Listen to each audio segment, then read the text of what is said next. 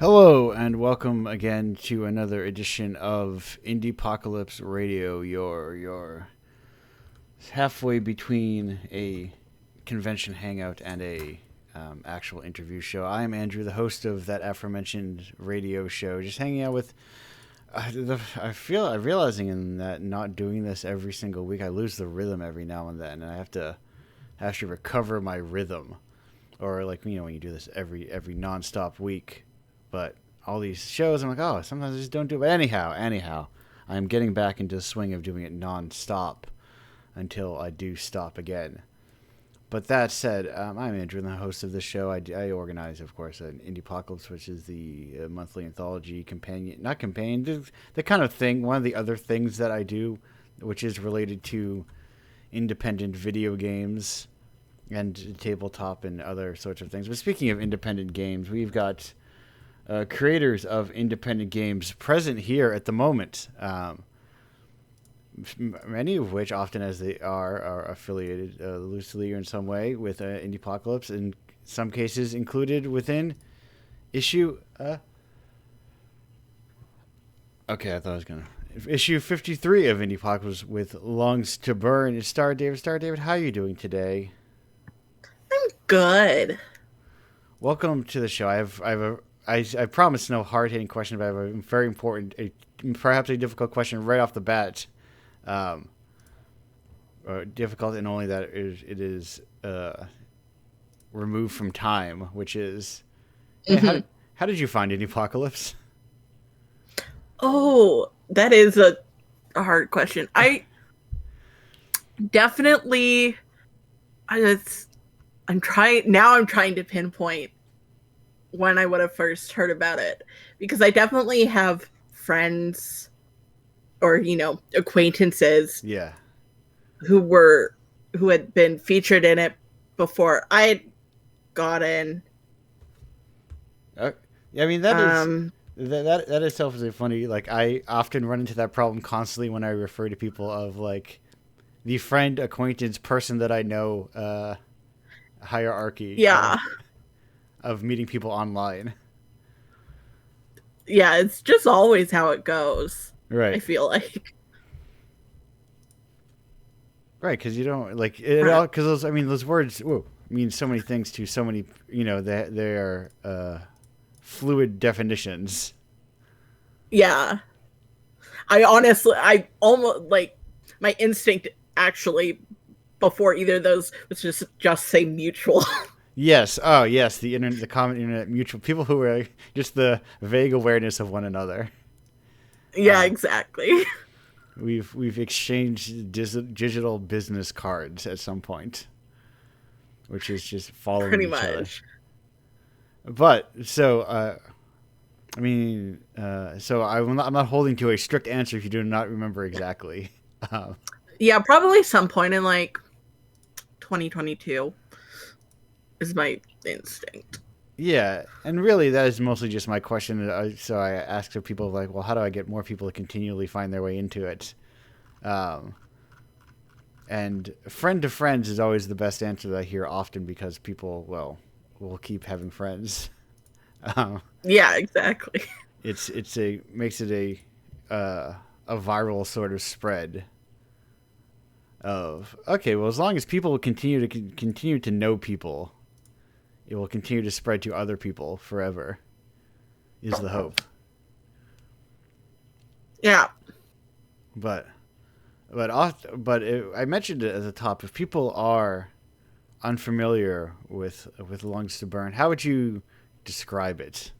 Uh, Um it's a fairly short semi-autobiographical in some ways but also very much not so in others. yes.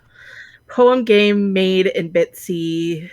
Um, I would say it's kind of emblematic of a lot of my other short uh, Bitsy games that I've made in that it uses public domain images. Yeah. Well, Um, they're very handy. exactly. Um, and yeah, it's about wildfires and grief and, you know, losing your people and how to remember them. Yeah. It's probably how I would describe it. Yeah, I mean, that's I like also whenever um, a lot of the fun of asking that question to people is these are not usually convention floor devs that I'm bringing, so you don't have that kind of like locked and loaded. So Lungs to Burn is a a short bitsy adventure novel, and then the kind of so and also I think there's like so people are often better at describing what the game is about more than just like what you do. I've been thinking a lot about that conceptually, Yeah. especially like working in Bitsy. What you do is always the same, so to speak, but they're Yeah. but it's I experientially really enjoyed. very different than each other. Yeah. Like I definitely primarily done interactive fiction, and I started in Twine, and then kind of I still work a lot in Twine. Yeah. Um but I find like I really have enjoyed using Bitsy as just a way to turn some of my writing into like more of an experience. Right. Right. Because Twine, for its strength, if you're writing, if you're coming from writing, it can feel like still basically a very fancy looking book. Um, Yeah. and they do have illustrated books exist, and comic book comics, but of course Bitsy is a different something different. Um, Hmm. it feels more removed from those. Or if Yeah. or if you're strictly a writer, you are not generally illustrating, so it's like, oh, it is something different. I am making a different thing now. Uh, Yeah. but it is like and it's also a handy thing that you can just pick up very quickly. Exactly. Um, Especially because like I've definitely over the past like 3 4 years since I started making games, I've picked up a lot more random, programming knowledge. But I Right. definitely came into making games with little bit of HTML knowledge, and that was about it. So like Yeah. having things like where you can pick up that don't require that is obviously lowers the barrier of access Yeah, yeah, because or HT entry. right, right, because you don't have to learn this entire giant skill set on top of like the thing you want to make first. Exactly. Because it's super easy to be like, oh yeah, I I want to make a game, and then it's like, okay, I have an idea for a game, and I have to learn some programming language, and there's anything that helps like remove the barrier between the thing you want to make and like your ability to make it, because in a lot of cases, the like the game portion of it might not even be part of the thing you want to make. Yeah. And then yeah, lowering that I guess that barrier of entry, I feel like makes you a lot more likely to actually just make something, at least when you're like starting out in that regard. Right, right. Because say you want to start drawing. The drawing is like the skill. Like even if you have this thing you want to draw, the skill is still like, oh, it's something I still want to learn. Where with games, it can be like, well, I know what I want to do, but like the How do I do it? right, right, and I'm not interested in learning how to make guys run around and jump around, but I know what I want to do with guys that run around and jump around. So Yeah.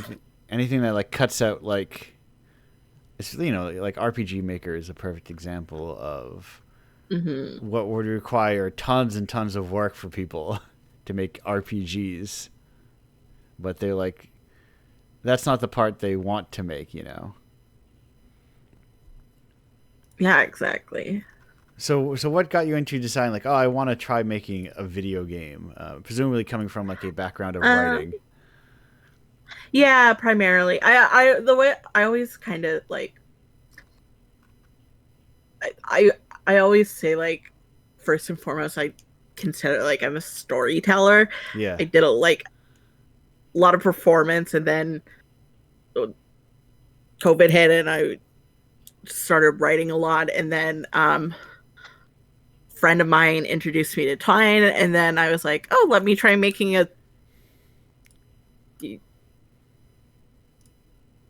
story in Twine that I Yeah. had been, or like a story that I had been working on, and trying to make it interactive, and then just kind of really found a love for like interactive and immersive media, I guess.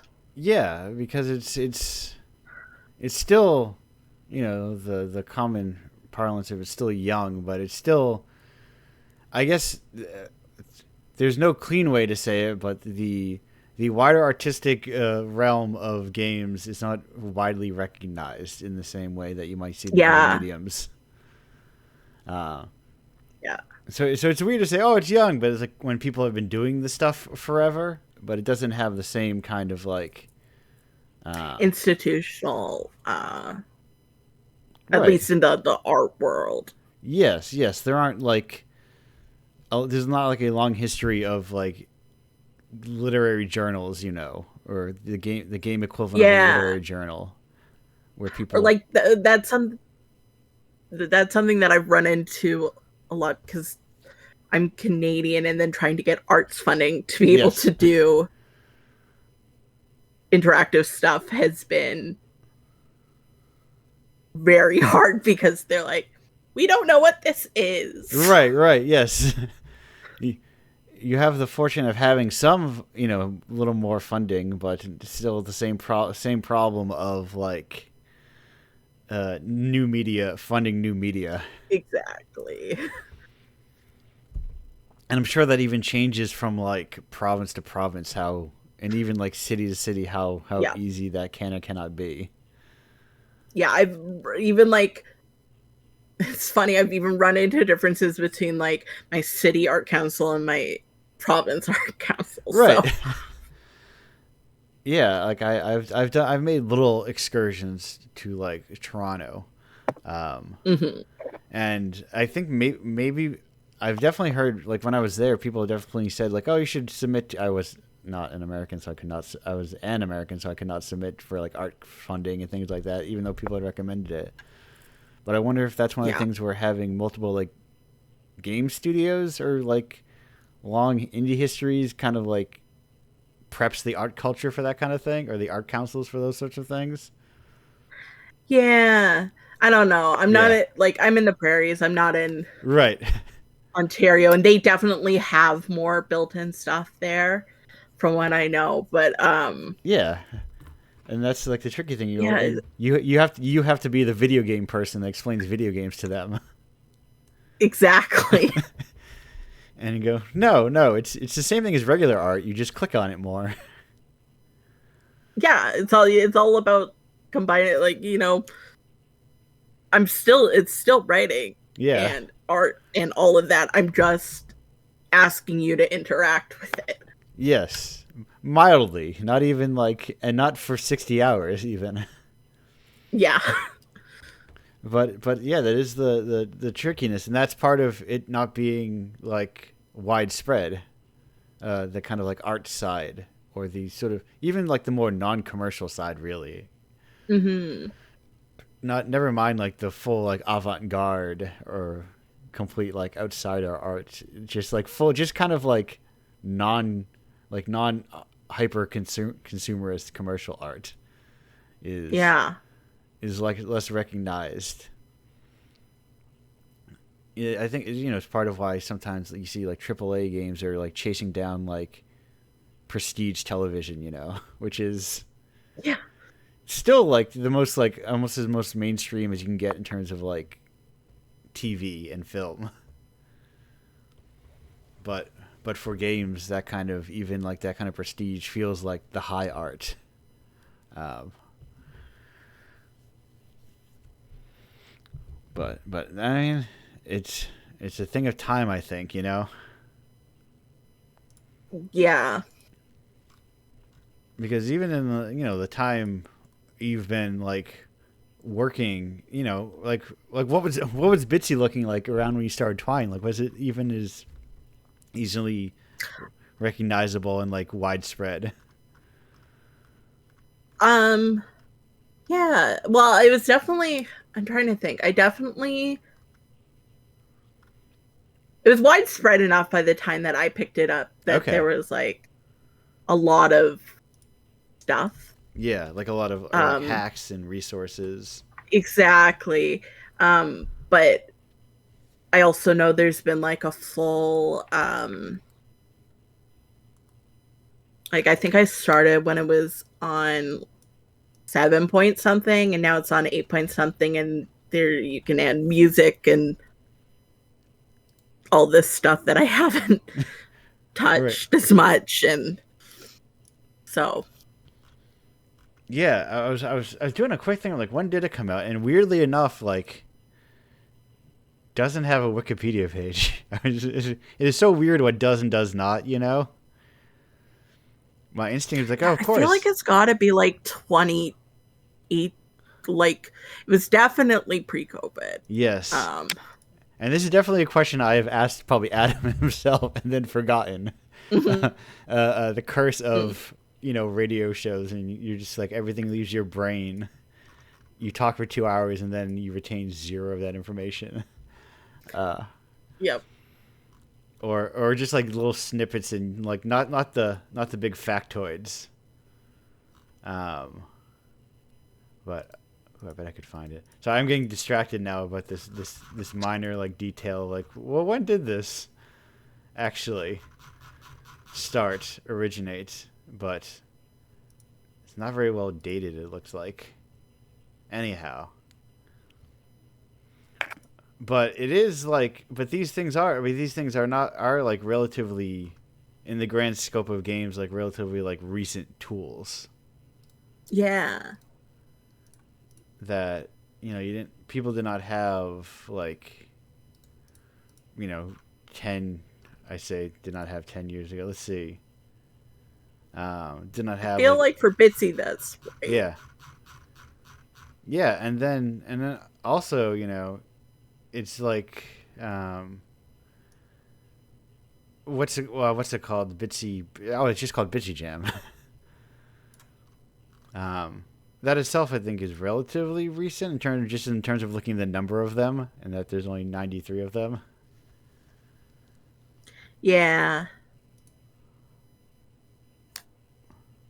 which is a nice little, which is also like a great way to like just kind of get people into trying something. Yeah.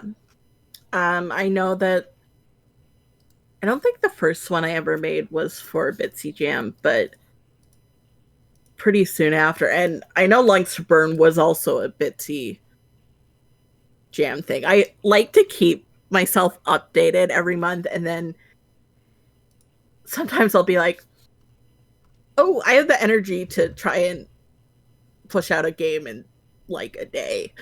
And Yeah, I'll try and do it. And it's not always successful, but right. it but can sometimes, it's a good motivator to just but it's get things hand moving. yeah, and it's handy Yeah, like to have exactly. something that you can, in theory, make something quickly in a day. Uh, Mm-hmm. and not even like the difficulty of traditional dev is you can spend a day um, and not do anything. That's the weird thing about Yeah. like, I was talking about this with someone. It's the weird thing about games where that other art doesn't have, where you can spend forever on something and then it just doesn't work. Like Yeah. you could in theory spend like 30 hours making a really bad painting, but you still have something at the end of it. It's not like your just canvas doesn't load. And it's is but removing like all like the programming of it, I imagine helps a lot of it. But that is also enables you to just get straight to stories. Allows you to Exactly. do the storytelling instead of bogging yourself down in how do I make this person walk left and right, and how do I start text. Yeah. Which, like, sometimes that's what I want to do, but Right. also sometimes you just want to. For me, it's like I feel like whenever I haven't been making something for a while, I'm like, I just need to make something, and that's when I'll go like to something like Bitsy just to try and get that ball rolling again. Yeah. Have you what's it called? Branched out into other engines at all? Yeah, I was lucky enough to do um Code Coven class Okay. in Unity, like right before I made Lungs to Burn. I also was lucky enough to be selected for like when Hand Eye Society in Toronto did their 10-year anniversary. They did a game jam where they selected 16 develop like multidisciplinary artists across Canada. Yeah. I was selected to do that, and me and my partner made a uh, thing in Renpai. Okay. It's like a fishing time loop game. Yes. No. Um, Yeah, I'm looking at part of being an interviewer is you leading questions or questions you know the answers to. yeah, um, yeah, but yes, Agami Village. Yeah, that's very. It's a very cool like thing to be a part of. Very handy thing about a hand-eye society is a nice providing people with resources and paying people and yeah. Like I that was the first time I had ever been like paid to make a game, and I was like, yeah, just so excited. Like, that like I actually and then I actually taught workshop about Renpai for them last summer, which okay. was very fun. Um, Yeah, and now no, right now I'm just noodling in Godot, but yeah, they're all having like all these tools because sometimes you'll reach the end of like you're like, oh, I've reached the end of I know what Bitsy can do. I want to like mm-hmm. do something else.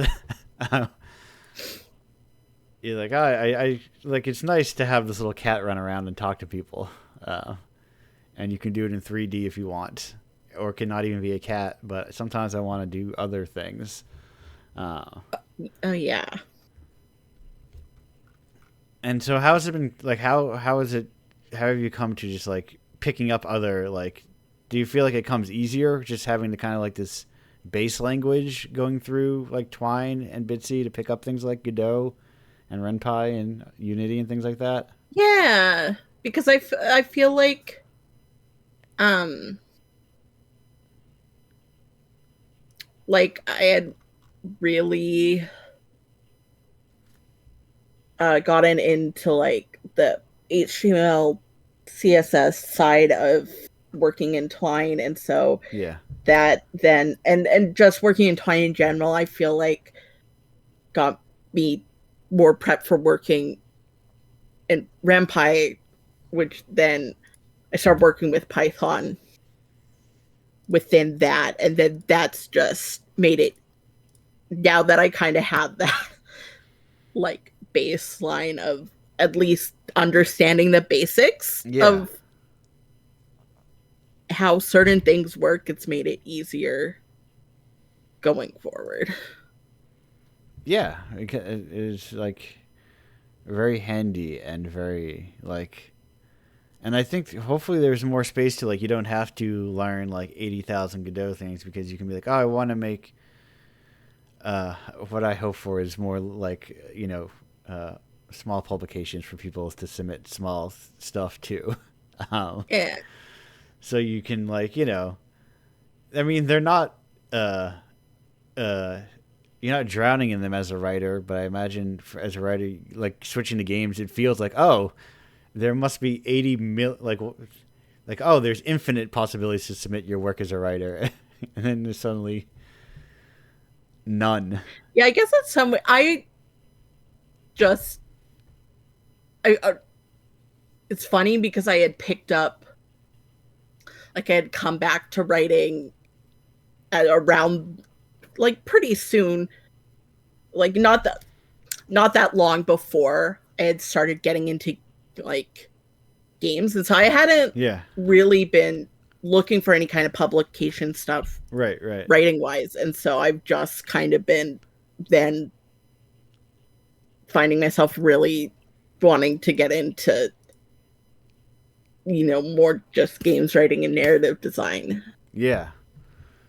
Well, that's. I mean, there's a lot of. I wonder. I am hoping that, um, more and more like just making your own stuff will count as being a portfolio. um, Yeah. it feels like just anecdotally when I've talked to people, people kept saying they need like, despite in some cases them being like students, like game developer graduates with like a whole theoretical portfolio of games. People just want actual industry experience, which is odd. Um, like they need it's like they somehow need like a corporation to say you did a good job or whatever in order for it to count. Yeah.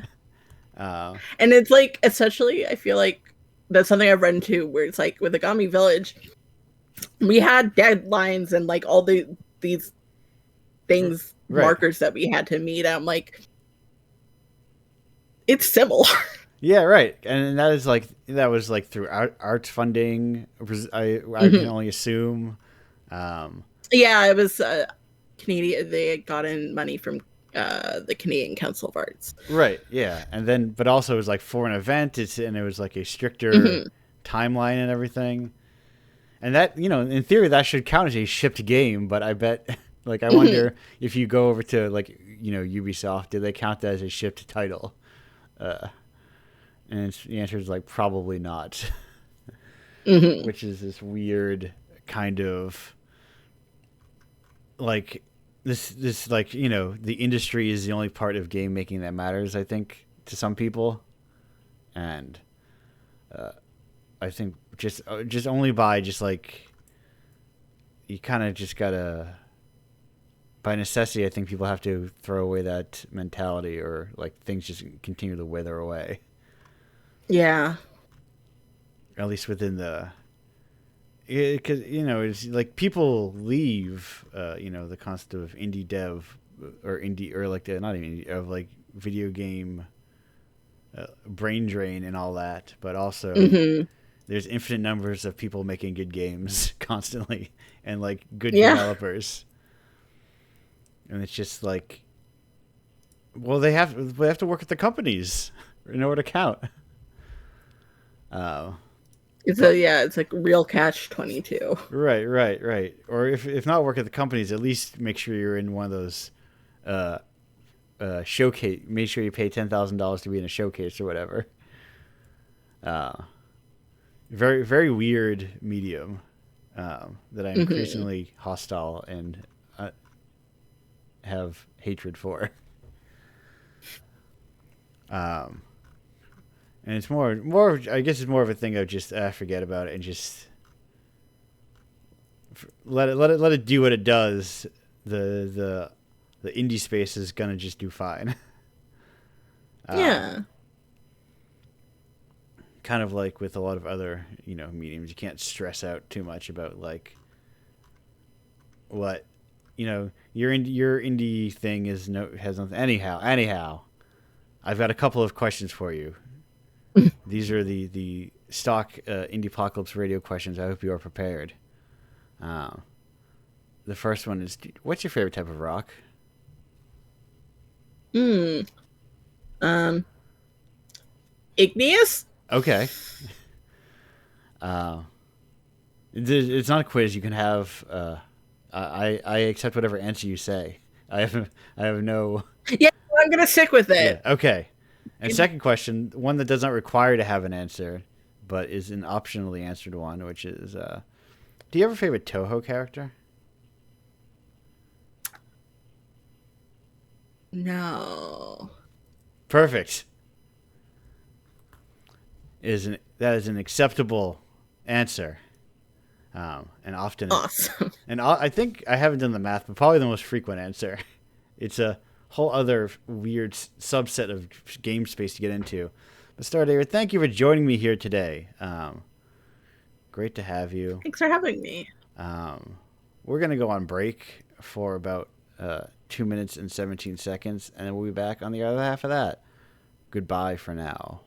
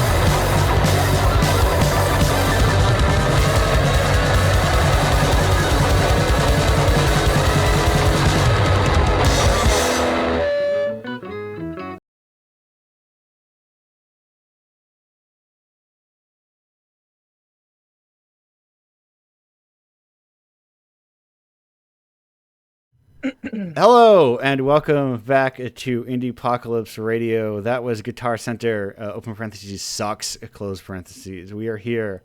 And that is of course, Lemon Boy, who is our second guest for the show. Hello, the collective Yaz, Nick, and M. The collective Lemon Boy. How are you doing today? Good.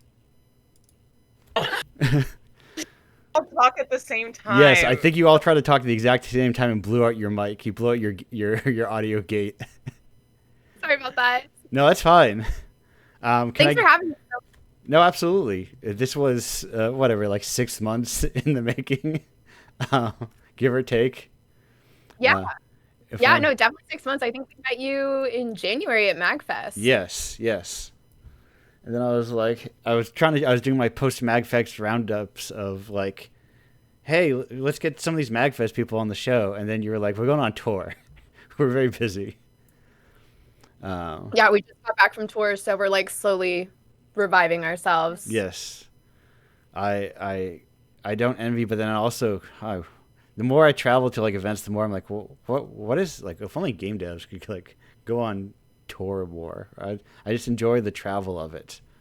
They showed it. It was fun. MagFest was kind of like a mini. Yeah, tour. we traveled to MagFest really far from Seattle. We took 2 red-eye flights. It was gnarly. But that was really I'm doing the opposite at the end of September to do PAX West, where I'm coming from New England over to Seattle.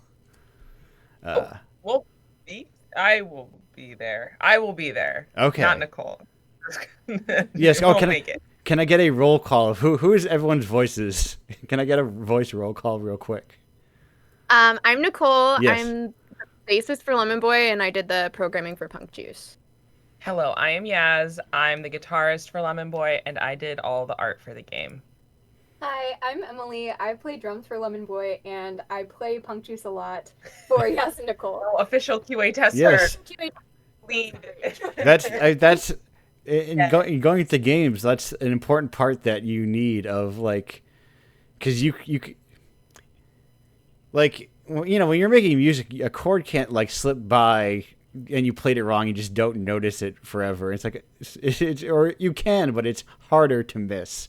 Whereas in like games, there's like stuff to miss easily, until you get a third person in there and go, what's going on here? This thing I tried to do broke. Absolutely. And like Emily's also just like our target audience because we literally made this game while we were looking for a drummer, and the game is about like looking for a third member of your band. And so like we call it like the Emily Simulator. So Em was like really awesome for testing it. Perfect. So if people are unfamiliar, what's the quick version of Punk Juice? Or how would you...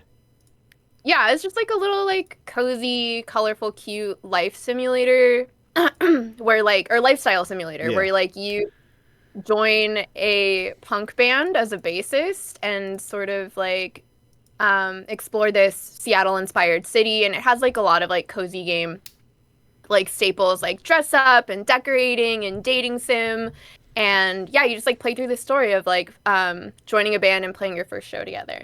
I also think it's cool. There's a lot to discover.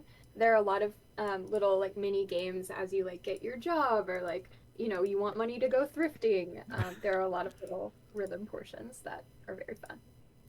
This kind of independent, like, I don't know how you describe how like, it's kind of like the thing where like genre increasingly doesn't do games justice, where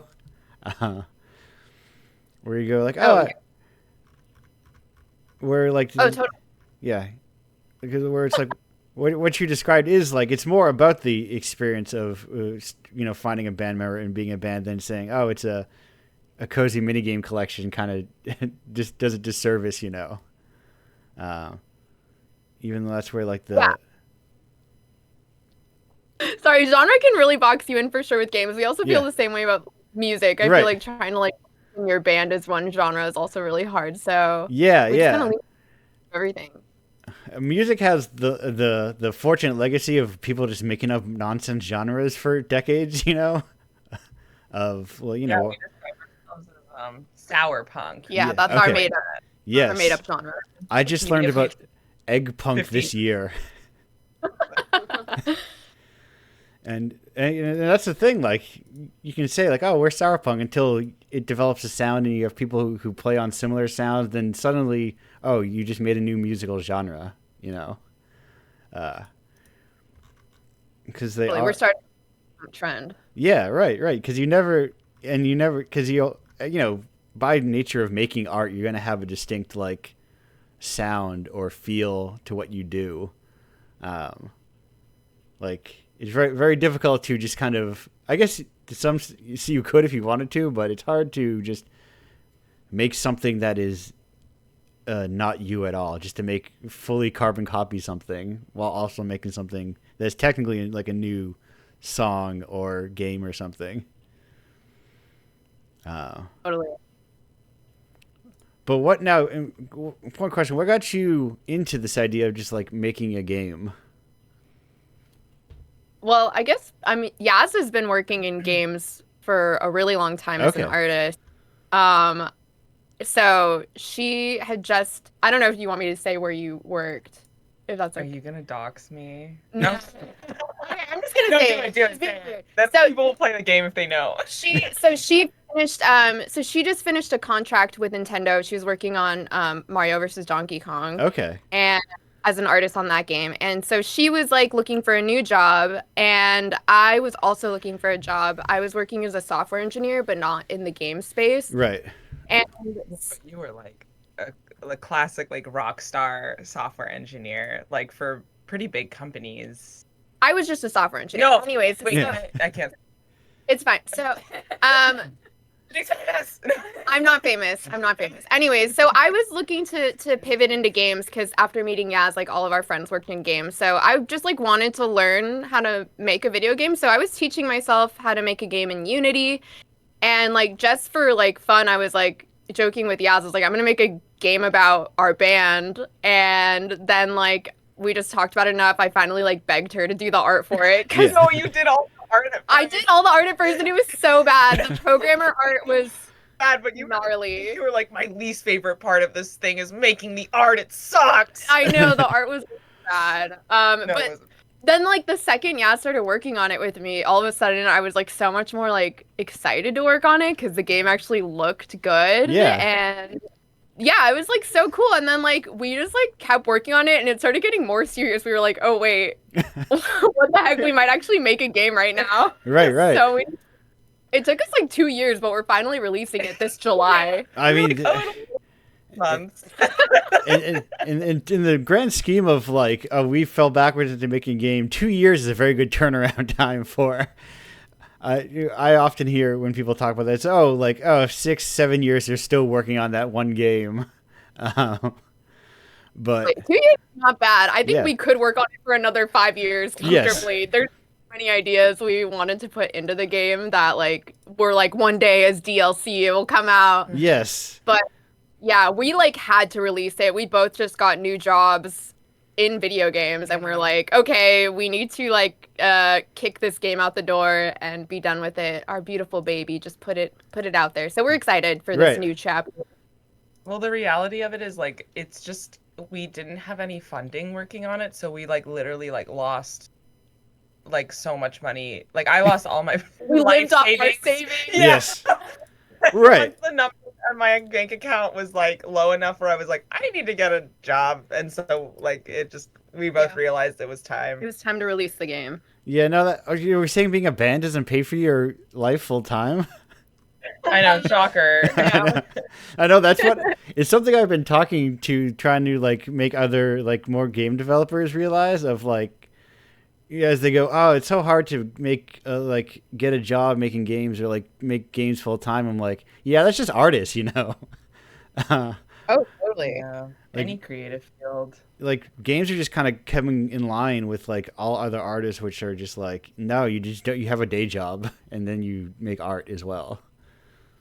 Exactly. Yeah, we're very familiar with the day job. Yeah. And then at night you carry all of your gear into a bar and you play for $14. Yeah, and then you're like, oh yeah, those $14. I want to spend this on food because I'm hungry. Oh wait, food costs $20. Wait a minute. Exactly. Yeah, no, I like in traveling to like events and selling stuff, I am like just barely breaking even sometimes. Or Yeah, I'm, but you do it for love, for the passion. right. And it's like you got to do it. And you kind of just got to have a job on the side. Mm-hmm. Your true side gig or whatever of I work at a job that pays me a reliable paycheck and gives me health insurance and maybe even offers 401k and paid time off, and you're like, huh. So it's nice to have like money. It is. It's so nice to have like health insurance. Yeah. And to like, oh yeah, I can, because it also like gives you more time to like be able to like travel, even if like, maybe some of these venues will like not make our money back, but it is also like you don't lose so much that you're like, oh, I couldn't do it. I honestly, I love to brag, but we just went on tour and we Yeah. broke even. Oh, With the see- amount of money on tour, we covered our gas and food. Yeah, I mean that's the dream. That's like almost like in a weird way that's the dream to break even. You know, that's honestly, like, my goal is like, as long as I break even or like don't lose too much. It's like a little mini vacation that I had to work during, but I also didn't have to go to my regular job. Yeah, that's what it feels like. A mini vacation where you also have to work. Yeah. Right. But then you get So to... by the last night too. It was like we were ready to come home, but it was still fun. But Yeah. yeah, I was like, I need vacation from this. It is, right, it is like... It's just like kind of like the break, I think, because I think if I was like going to events every single day, I'd be like, man, how do I want to go back to my regular job now. I don't want to travel anymore. I want to lie down in my bed and sleep. Yeah, relatable. And not like these other random beds, because also my one luxury is like a nice place to sleep. I'm not doing a hostel with like 6 other people in the room. I want my own bathroom. Yeah, luckily we avoided sleeping on the floor somehow all throughout tour. Well, that's because we were like, we're getting an Airbnb. No, we made some of our friends sleep on the floor, and that's what we did. We said, hey, we're paying for this place. You guys sleep on the floor. Yeah, it's part of the deal, He's like, well, hey, you don't want to sleep on the floor, you can pay for the Airbnb. Exactly. But yeah, no. Now, have you done very many other, like, you were at what was it?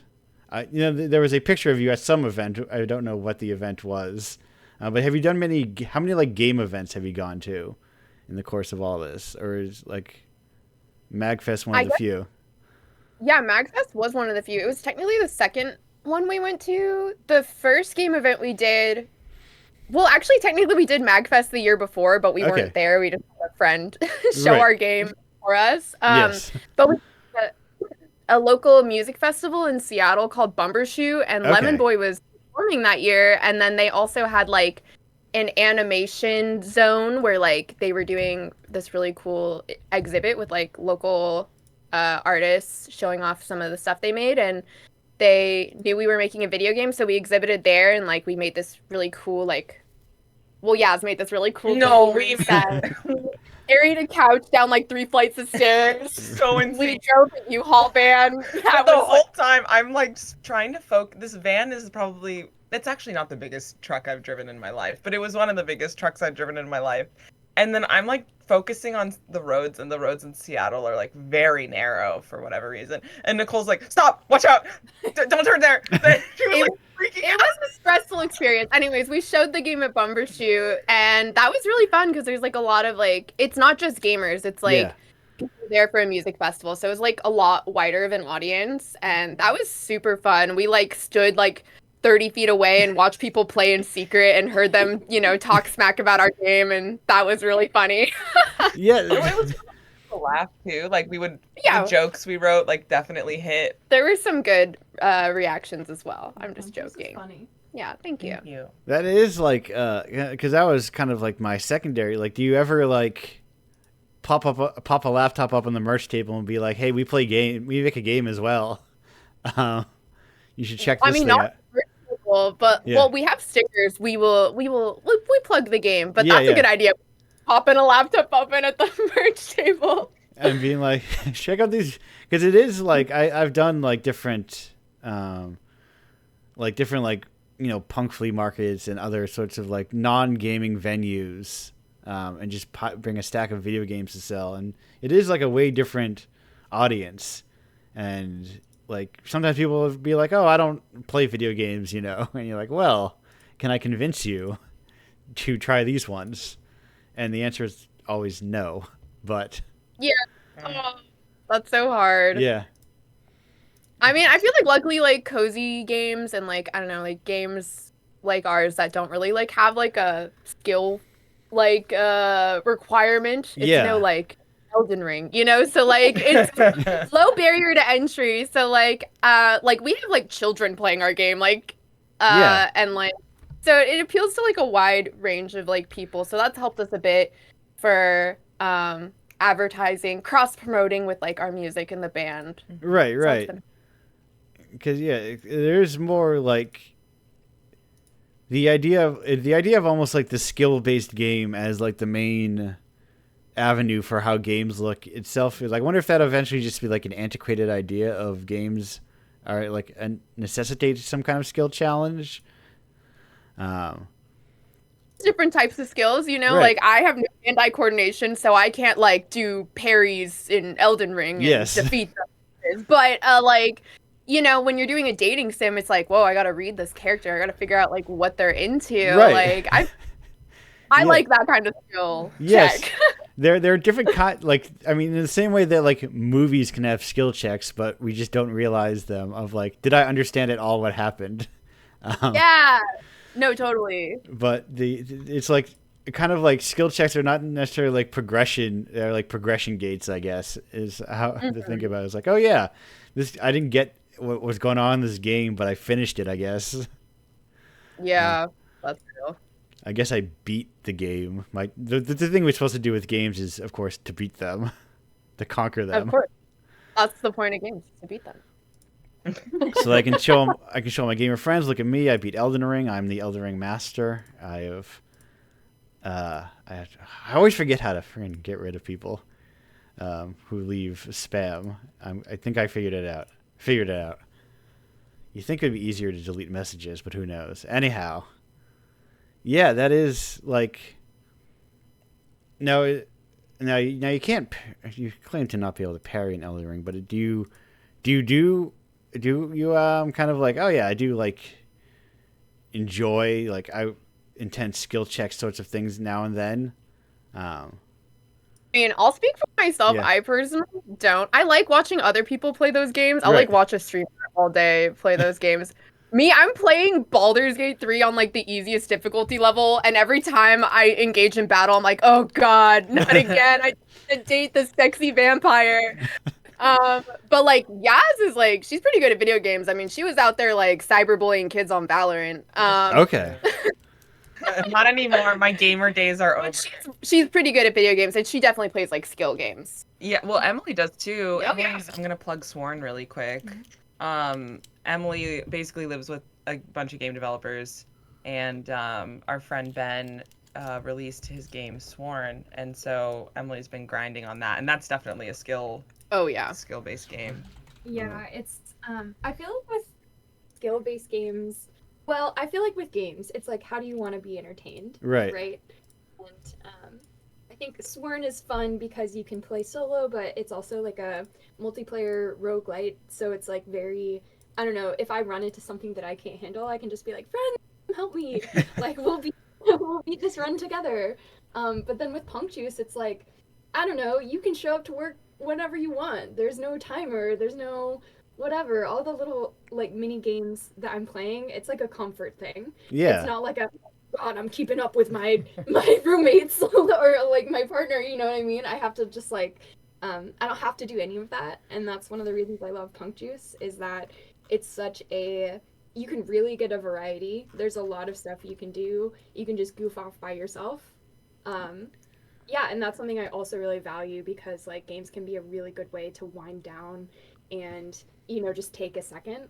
And yeah, I swear they're not, you know, holding a knife up to me behind the camera. No. This way. I think they get embarrassed when I talk about it too much, but I have so many good things to say about Punk Juice. Yes. No. I run into an adjacent similar thing talking about, you know, Indiepocalypse and talking about the games in it. It's like, you know, you talk about things you like so much, even though it's also a thing you are promoting. It's like, no, I do actually really like these things a lot. I just happen to know the people who would make it, and I want them to succeed. But I do really. It is like that trickiness of like that line between. I guess it's like the kind of always on promo of the internet. You know, of like everyone's always selling constantly. It's like, no, I'm not selling. I'm just like it. I just like it.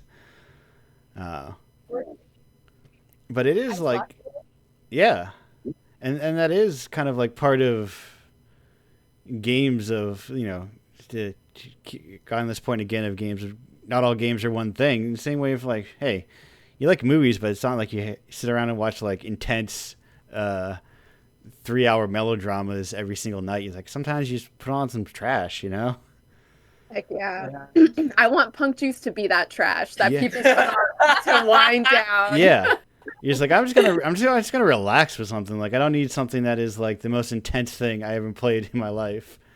Either like gameplay wise or like narrative wise. Like, sometimes you just have whatever fun means. I think fun is a very broad term,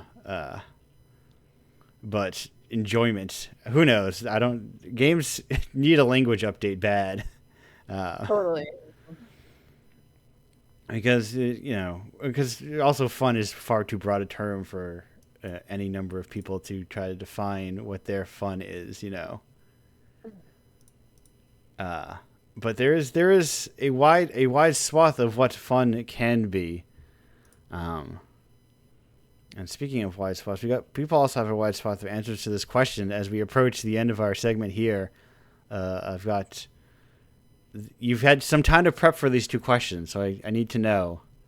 And this is, of course, for each person. You don't have to decide as a collective and then give me your answer. But what's your favorite type of rock? Our favorite type of rock? Yes. Like rock the mineral element, or like rock the music genre? A dealer's choice could be either. Could be a third option that I'm not thinking of.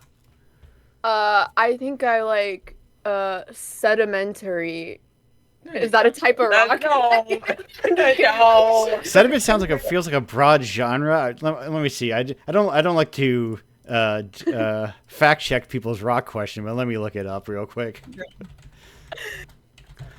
My favorite type of rock. I already know. It is, in fact. Well, sediments are a larger umbrella under which a lot of rocks fall. So, acceptable. Okay. All right. Thank you for fact checking that. All right. I'm gonna go with that. I kind of like the layers they create. Yes. They kind of have a very beautiful effect. So I will stick with that answer.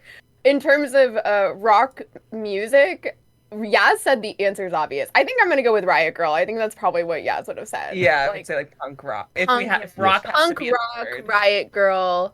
Yeah, punk rock. Agreed. I would say for Yaz, and she can correct me, but Yaz loves dad rock. She is a dad rocker through and through. Yeah, any extremely problematic rock band from the 70s. Okay. I'm probably obsessed with them, know everything about them. It's bad. I was at this thrift shop the other day. Segment there. Okay, this is a very odd. I don't know, but I don't know what's going on in Berkeley. I don't know if I'm vibing with this Berkeley dad rock collection. We'll see in a second. But they're putting fucking Dig Me Out as an album on the top of this thing. So I'm like, I don't know what their definition of dad rock is. Really? But I'm classic rock. Maybe yes, that's better. exactly. Dad these days, yeah. So you have to. Yeah. Well, that's the thing. That's what. Multi-generational. That's the Right. sad part is like I love Fleet Foxes. That's dad rock, and I'm like, Oh, I mean, I do love Fleet Foxes. Fleet Foxes is perhaps modern dad rock. It is, and Nirvana is too, which Yeah. is like kind of gut-wrenching. No, Yeah, it's all dad rock. Yeah. I'm looking at this thing and that's calling Pavement a dad rock band, and yeah, I guess. Okay, then I like ancient Ancient dad classic rock, classic dad rock. I was just at the.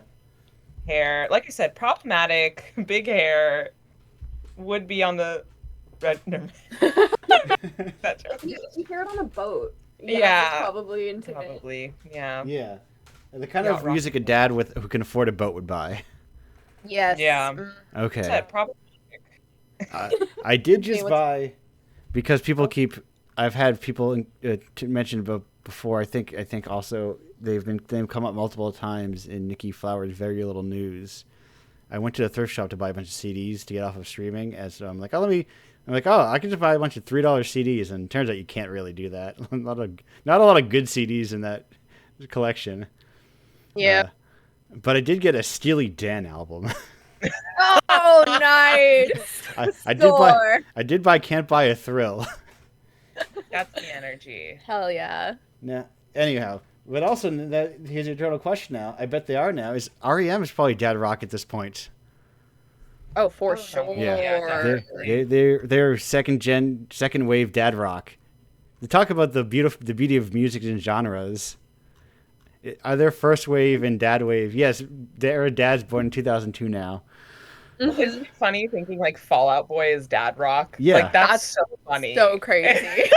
Yeah, I mean, I hear that sometimes at work of people like, like just like what people are listening to, and it's like, oh right, that is like, I work in a place, there's a shop floor, and out of the shop floor, I routinely hear a dude just like blasting. I think he's listening like front to back of the Black Parade. Oh my God. They're really going through it. Damn. Yeah, and then these are just guys working on a shop floor. Like I'm like, all right, time just turns all music into radio dad rock. That's cool. I love that. It's the circle of life. Yeah. Yeah, Emily, what about you? What's your favorite type of rock? I would say I'm also in the like riot girl, punk rock, like anything that has like a politically aware message and Yeah. is like, look, this shit's fucked. I'm probably into it. I would say like even post-punk. That's what like I associate Emily with. Yeah. She's very Post-punk. post-punk. Yeah. Yeah. Speaking of genre, the way that also music genres and like that they don't mean anything, like or they mean something very specific, but the words themselves like you go, oh yeah, post punk. Like you know what that means when someone says it, but like if you weren't familiar, you're like, what does that mean? Like it's after punk music. What does that mean? I know it sounds Yeah. totally made up. You're right. That's the thing. It's so specifically a thing. Yes, and it's built out of these people who are like, anyhow, we don't have time to forever talk about like, but it all circles back. I feel like I keep seeing a bunch of like Unknown Pleasures T-shirts circling back around like they were Nirvana shirts, Mm-hmm. Yeah, those are in there. The kids are getting the classic rock, but now classic rock is Nirvana. Yeah, the classics. Yeah. And Joy Division. Well, Joy Division is like the Beatles at this point. Yeah. Anyhow, not to age everyone infinitely further, I have the follow-up question I need to know. Do you have a favorite Toho character? And the answer can always be no. No, we're all sitting here going, what is Toho? We're like mouthing to each other. I'm so sorry. No, so listen. So Toho is a long-running Dojin series of bullet hell games, dating back to like the PC 98, but also has like a fairly open license, so anyone can kind of make their own Toho game within the very pretty loose. So there are fighting games and kart racers and visual novels and etc. etc. If you ever play. That's a really good one. Yas would have one. I feel like she's like a total freaking look. She's a weeaboo. Don't say it. She's a weeaboo. I'm gonna say say it. So, I'll throw you a good one, a nice one I'm a fan of. But I'll send you a clown piece in the chat. But in the meantime, if you're ever been familiar with Bad Apple is Toho. But if you're not familiar, if you're ever in where they have rhythm games, chances are that rhythm game has Bad Apple on it, the arcade game that is. Because it's developer agnostic. But do you want us to reference like a cast and we can pick our favorite? that would take a long time. I'm just going to. There's a lot of them. You could in theory look it up during the break and provide me with an answer later. What if we gave you our favorite anime trope, like tsundere or? I could not help you. That's so cute. That's the weird clown with the American flag dress. Clown. It's but she's cute. Thing. But anyhow, thank you all. Nicole, Yaz, Emily, thank you all for joining me here today. Before we get too far down this hole, we need to get on to further guests. But great to have you all on the show. Yeah. Thank you. Thank you so much. See you all on the other side of, as soon as I find my foobar, there it is. see you all on the other side of a minute 47. Goodbye for now.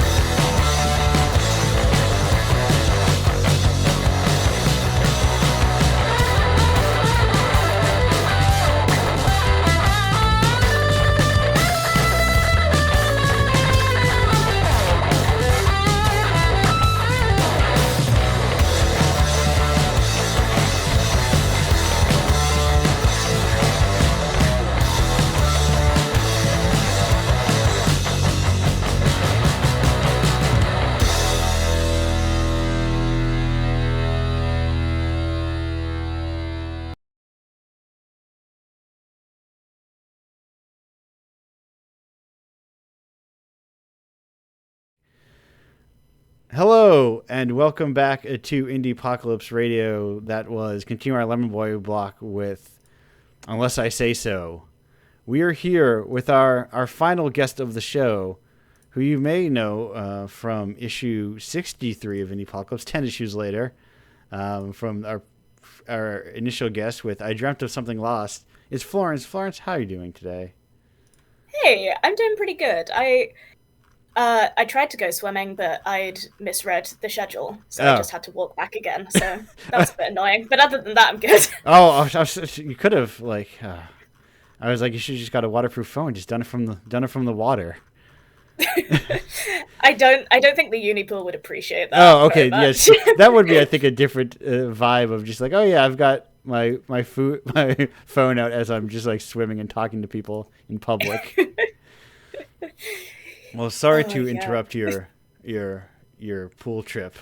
Has it been a hot one out there as well? Yeah, it was. I mean, it was nothing to do with the radio show. No, because they have their casual swim sessions at certain points, and I thought it was Friday. And So it was entirely on me. Okay, yes, I'm always willing. We're crossing time zones constantly with the show. I'm always willing to take the hit here and there, and it's easy to forget. Like, what does he mean by ET? Eastern time, of course. I was confused. I used to do it like EST, but I realized that sometimes that changes depending on like daylight savings time. So people are like, oh, I was an hour off because I typed in EST, and it was like an hour different when whatever daylight savings time. Those farmers got to farm. Time zones, man, they're crazy. I know. Well, let's just all work on the same time zone. Just some people are gonna have to deal with their 3 a.m. is daytime, and some people's 3 a.m. is noontime. Yeah, this is like the second time this week I have kind of been on a call at like 7 to 8 in the evening because it's with people in the US. Oh yeah, that is like, doing my best to accommodate where I can. This 2 p.m. time slot was born out of I used to just do this show at 7 my time, and then but like European guests or yeah, sorry about that. Yes, cannot account. But then 7 comes back around when I go over the Oceania. Oh yeah, of course. They do not want to do 2 because this is like 2 a.m. for them. I kind of don't mind like the occasional evening meeting, to be honest. Yeah. It's kind of nice in some ways. Yeah, it is like, and for me, I'm like, I don't want to get up at 8:00 and do it so someone over in England can do their midday one. I want to sleep. I want to sleep in on the weekend. Yeah, no, that's as somebody who is very much a night owl. Yeah. I very much sympathize with that. Yeah, but speaking of none of that stuff, I have a question for you up at the top. This should be hopefully closer in memory for you. I gotta know. Hey, how did you find Indiepocalypse? You'd think it was closer in memory. I think I like saw you on Twitter. Okay. Like, and I think this was years before I ever like made a game or had even like thought of making a game. Okay. But I know Indiepocalypse has kind of been in my awareness as like, oh, that's a cool thing for years and years and years. And then I kind of re-encountered it like a while ago. It was like, wait, I have a game now. You're right. I could submit to this. Yes. That's the true dream of people going, oh yeah, I'll just submit to this thing. Yeah. I will say this is mild spoilers, but 3/5 of things I like are contributors to Indiepocalypse. Oh, damn! I did not know that. That's Yeah. very cool. Slugzuki, Kit was on the radio show last week. Who had done Computer Friend. Versus was within Indiepocalypse was their included entry. It's very cool how interconnected the kind of indie game space is. Yeah, it's kind of like especially as people like bounce around more and like in a weird way, either like we're never in a space where like being like industry side makes sense, or like you know, finding this the kind of indie space feel like it's coalescing more with time. Yeah, and it's a weird one because I don't know, my stuff is kind of halfway in the indie games camp and kind of halfway in the electronic literature camp, which is also a very small space, and there's some overlap, but like the distinctions feel very arbitrary a lot of the time. Yes. Almost as if you living in that in-between space should actually just be a different word sometimes, maybe. Yeah, one would think. But we got that one big clunky word of video games, and I guess that's everything. Yeah, I don't know, there's something quite nice about like these territories being kind of very fluid. Yeah. But it does make it kind of difficult to know what category you sit in sometimes. Right. Or to like explain to somebody like that you make games and they think, oh, well, I know what those are, and you have to go like, no, that's not what I do. Honestly, I am resigned to nobody understanding what I do at this point, unless they're like already in similar spaces. Yes. No, when people at events, when people say they know what Indiepocalypse is, like my follow-up question is, are you a developer? Because 90% of the time the answer is yes. They're like, oh yeah, and then like from there, like maybe 80% of the time they're like, I was in one of them. It is anyone just outside of that sphere, I say like, oh yeah, I do like interactive fiction, and they just get the blankest look. Right, you go, oh well, you see, IF comp, an interactive fiction. Is itself a heatedly debated topic. What does IF mean? Yeah, I need to have like a quick go-to definition. I may have to steal like it's like regular art, but you click on it. I like that. Yes. I when I'm at non-game events and people say they don't play games, I say it is it's just art that's in the shape of a video game. Yeah, that's a good one too. But I mean, Kit and I Kit did reach a definition I think is a good definition, and that is a video game is a thing where there's a locked door and you find a key to unlock that door. And that's if you do that, then it's a video game. I guess I don't know what falls outside of that. I don't know if we reached that conclusion, but I do like that as a definition for video games. Yeah, that's very fun. I mean, I guess I dreamt of something lost isn't a video game. Is it though? Like, are you not unlocking something? You're not unlocking a literal door. Ooh, no, I guess so. It depends. Yeah.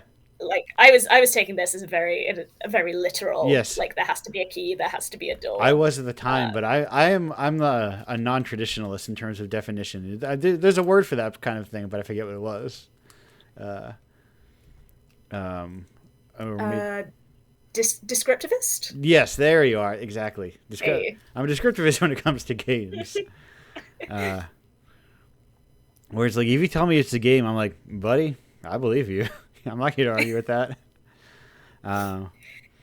Speaking of games or non-games, things in between, if people are unfamiliar with I Dreamt of Something Lost, how would you describe it?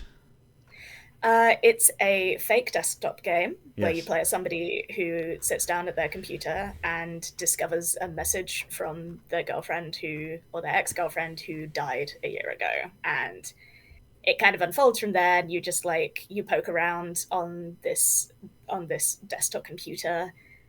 It was my master's thesis project, Yeah. and it's got a lot of stuff about data and grief and memory.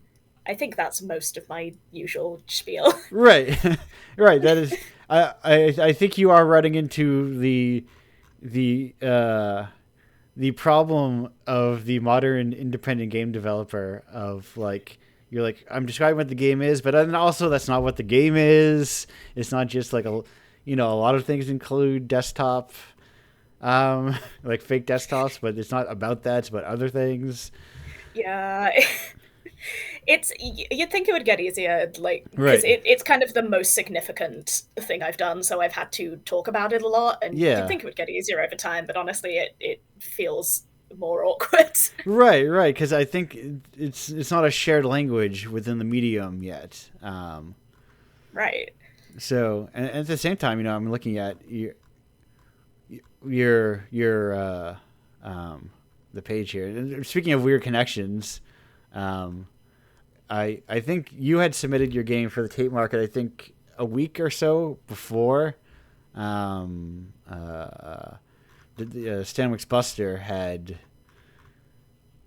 asked me to add to their for Latex Leather Lipstick Love Lust, add their, because they are the 2024 Chris Mead Memorial Main Prize winner. Yeah, I saw that. Like, I got the email from like the New Media Writing Prize email list. I was like, wait, I've seen that somewhere before. Yeah, and it, like I think you had like around the time of Amaze or before Amaze or during it, you had like sent me that email to do the thing, and like, oh yeah, you have your little thing on then. And Stanley was like, oh, can you add my little laurels because I just got them. It feels very fancy having the laurels. Like, yes. it's silly really because it is just a PNG, but right. I don't know. It feels nice. People have asked me, like, I can't remember if I did make them. People, because someone was like, oh, I should have laurels to say I was included in Indiepocalypse. Like, that seems silly, but I'm like, I guess they're all silly. I mean, unless they give you money, then they're less silly if they pay you. Yeah, I had no idea they were going to give me money until after I won. Right. Which was pretty good because I was already, like, after I found out I was shortlisted, I was already extremely nervous. Right. So I'm honestly for the best that I did not know until afterwards. Right. Because then it's like, if you lose, there's not that, I could have got like $100 or whatever, or however much these things give out. But then he's like, I'm honored to be nominated. But then an honor further to just win. Yeah, it's still kind of surreal, honestly, because my supervisor was like, hey, you should like put it forward for the New Media Writing Prize, and oh, okay, do you think so? And he was like, yeah, it's worth a shot, and that was kind of the energy with which I submitted it. Just yes. Like, yeah, okay.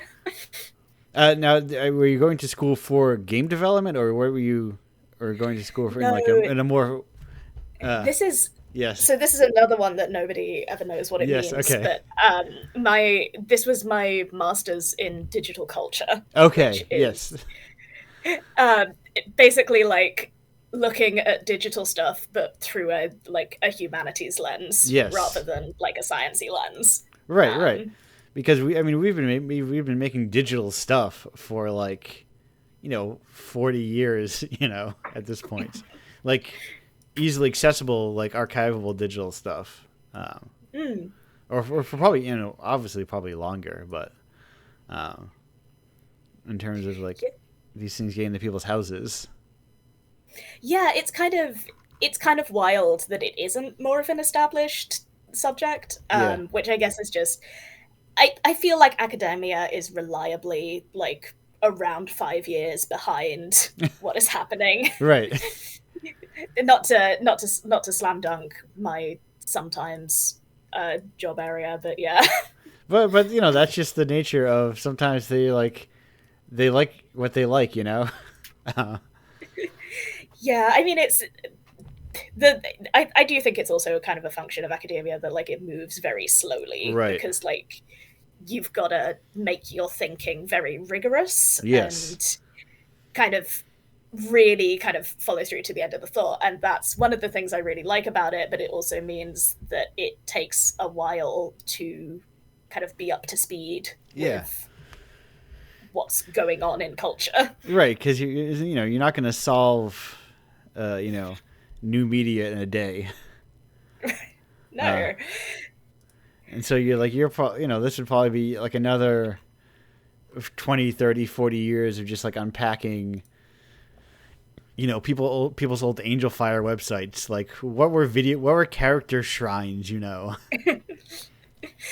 and like digital culture, to its credit, is a lot better at this than a lot of other disciplines. Okay. Kind of by its nature, it's dealing with stuff that's very new. Yeah. But a lot of universities kind of, it's quite rare for universities to have programs on it, especially because it's kind of between disciplines in a very weird way. Right, because there's probably some technical. I mean, there's a different kind of technical element to it than like. Yeah, like when I did my master's, it was like kind of one part game studies, one part kind of sociology, like one like with like a load of other stuff kind of mixed in depending on like what specifically you wanted to specialize in. Yeah, and it's very similar to the kind of weird overlapping kind of indie spaces, honestly. Yes.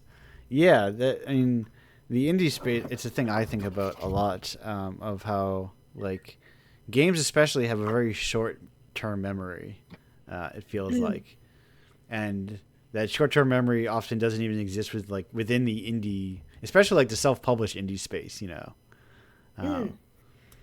where you don't have the same kind of like or it's just starting now, perhaps the same kind of like spelunking of like looking for things that people don't know what they are, and kind of trying to discover things that maybe got lost or maybe have forgotten and bring them forward, recontextualizing them. Yeah. Are you thinking of the Unearthed Treasure Room as one of these things? Because I watched that relatively recently. What is that now? So it's it's like a game showcase. Okay. In kind of a slightly. Oh yes. I know. Yeah. Yes. Okay. I know. I looked it up and I saw the logo. I'm like, all right. Yes. That. Yes. Okay. I just forgot the name of it. Yeah, I do that a lot. Yeah. But yeah, like it's nice to. I feel like we're like, and again, I feel like this is something that's slightly easier to do in indie spaces because you don't have to do like a marketing cycle right in the same way. But it's nice that we're kind of thinking about like what are some games that have been out for a while, like we can talk about those. Right. Yeah, games are like, I mean, good art is still good, 20, a century later, people are still talking about this William Shakespeare guy. Yeah, I don't think he has a Twitter account, as far as I know. Not one that I could find. So, yeah, before I did digital culture, my original specialism was English literature. So Okay. these are these are jokes tailored for me Yeah. specifically. You're perfect. An audience of two for my all these poor dead artists that aren't creating content anymore. Yeah, well, nobody gives Shakespeare more attention. Yes, right. Well, he's not posting enough. Like, it's fun. I often think of one of the co-organizers of that Unearthed Treasure Room, along with Liz Ryerson and Melisantani. I said something once that I think about constantly. About I think you said something to the effect of, if the first Legend of Zelda came out today, it would get a 7 out of 10, and people say, and a bunch of like social media managers online would say it wasn't gifable enough. And then it's like how kind of like marketing brain rot that like affects art. Like a lot of stuff like doesn't show well like online. It just doesn't. Yeah, and I think also it's a thing of like a lot of the time things just don't get as much of a chance to fail anymore. Right. Oh, right. Because I've been thinking about this a lot with regard to TV. Yeah. And because these days, if you have a bad first season, that's kind of it. Right. You need to be a runaway hit immediately, and there are so many absolutely incredible shows that did not have a good first season, or like maybe even didn't even have like a good first 2 seasons. Right. But like because they had a chance to figure out what they were going to be, they actually got to kind of actualize into something really cool. And it makes me very sad to think like, how many incredible like kind of genre defining TV shows have we missed out on because they like didn't do amazingly right away. Yeah. Or like and now it's sometimes even like they didn't do, it's not that they did bad, they didn't do good enough. Yeah. Like they were great, but they weren't like industry defining successes after their first season, and it's such an insanely high bar. Right.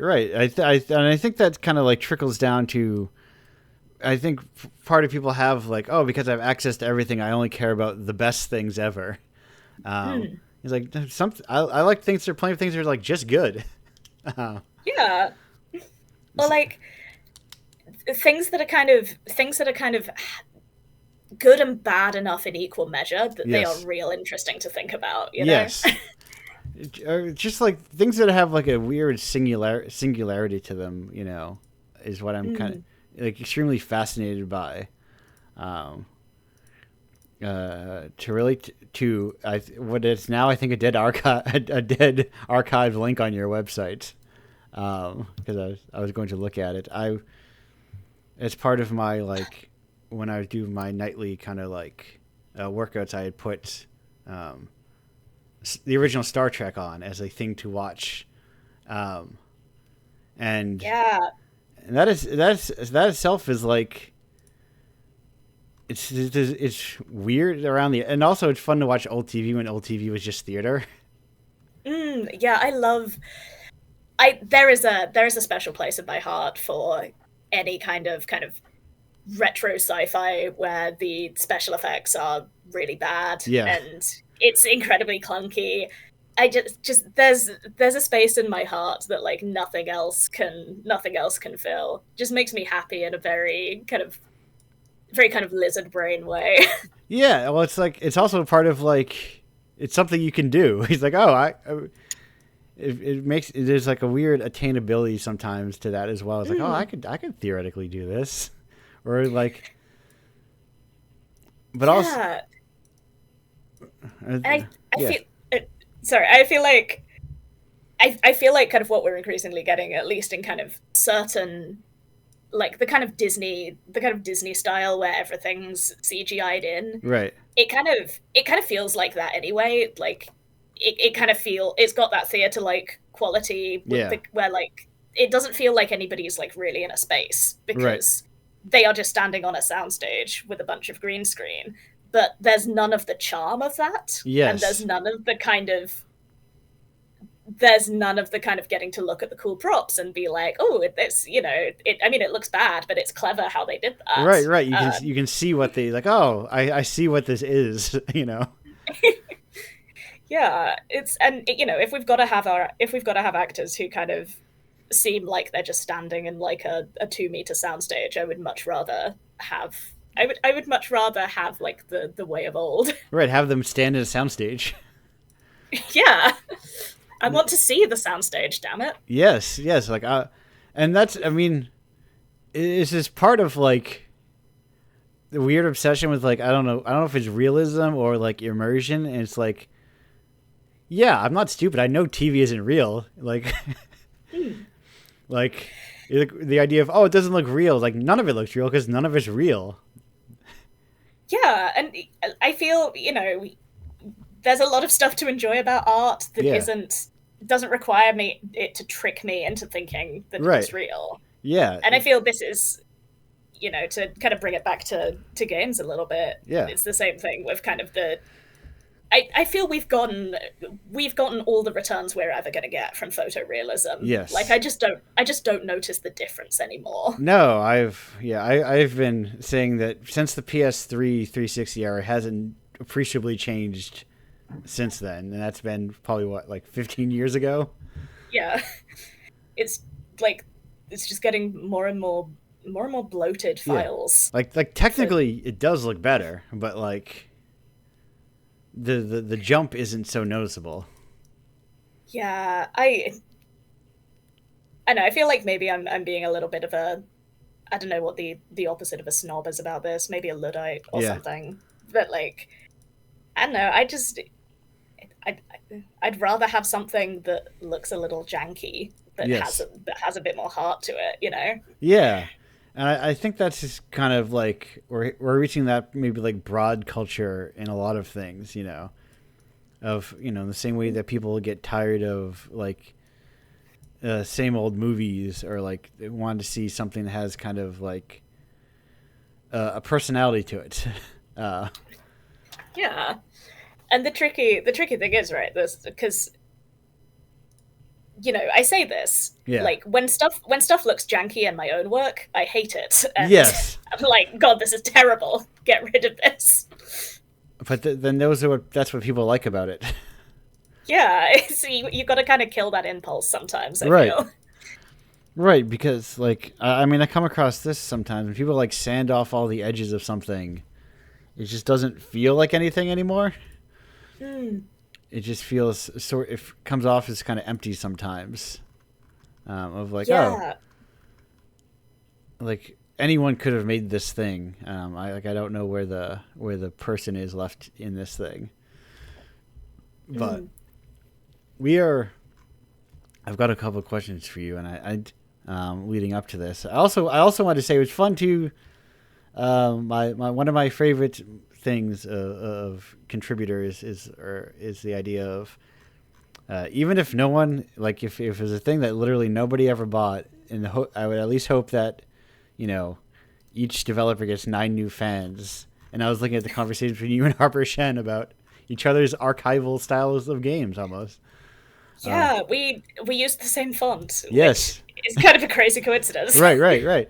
It's almost that like, but as fonts and things become more shareable, or as like the kind of like out of the box tools become more accessible, it's kind of like everyone at the you know, the art market has the exact same table and chairs, you know, and they're pulling them all in the same wagons. Everyone just sees each other's stuff.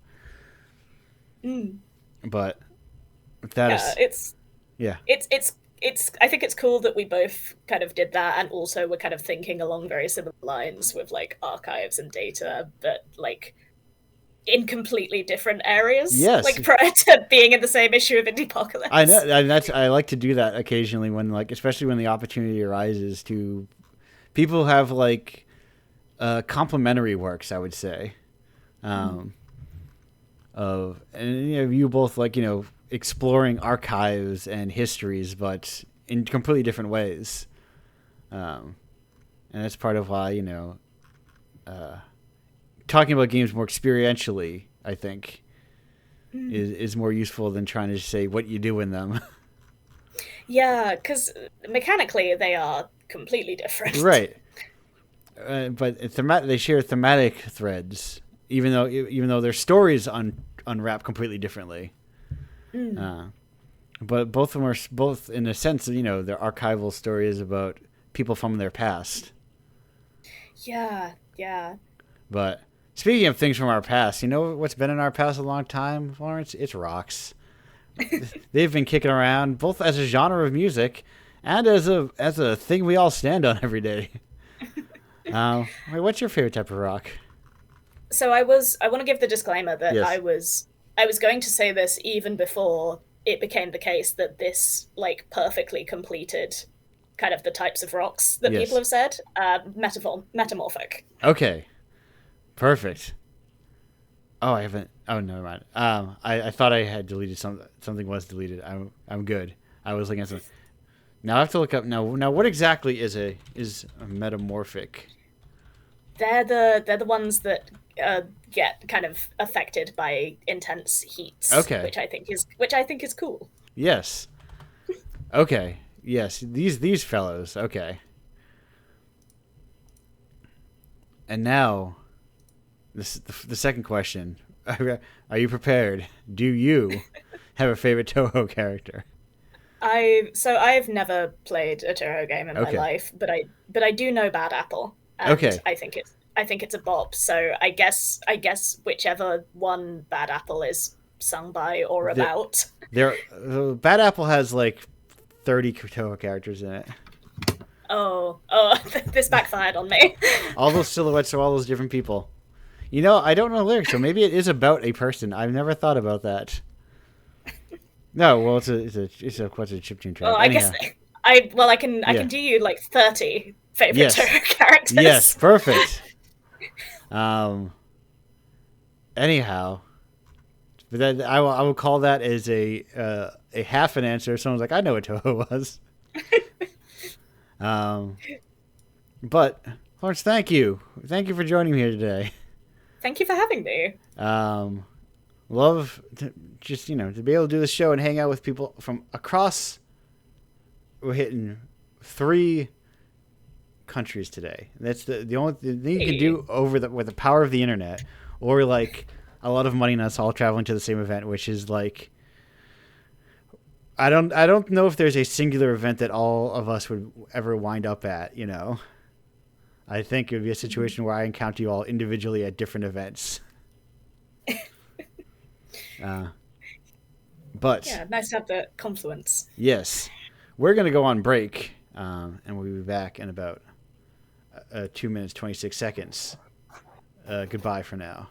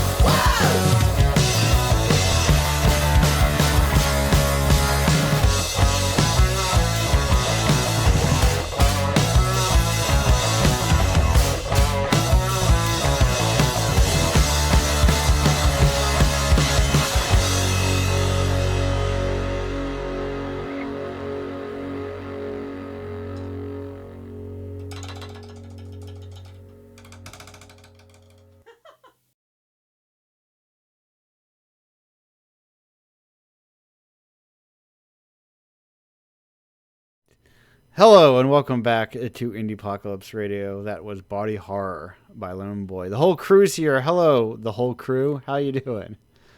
So good. Hello. Perfect. Hey. To finish the thought that no one could hear it because we were in the break zone where no one could hear us. But I was talking to someone and they said the idea of like it's weird how selling things gives people permission to enjoy them. And it's like, damn, don't you wish it wasn't true, you know? But and speaking of difficulties of getting people to like play like freeware games and that sort of thing. But anyhow, calming down all of my my mountain of tabs that I'd said opened during all of this.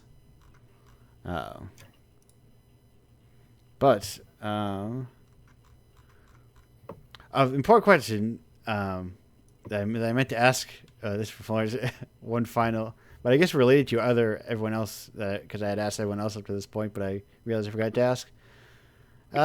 From this new media, digital culture background, what made you decide, hey, I want to get into making games?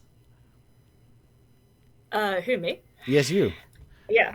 I don't know who else that would be. Yeah. No. I mean, it was an option for my master's thesis to do a creative practice based one, and I was kind of like, hey, that seems pretty cool. What if I did a bit of interactive fiction? Yeah. And so I did like a couple of kind of little assignment things beforehand, and then I dove straight into Unity without having any knowledge of it, which was very hubristic. And right. And then I just kind of kept doing it.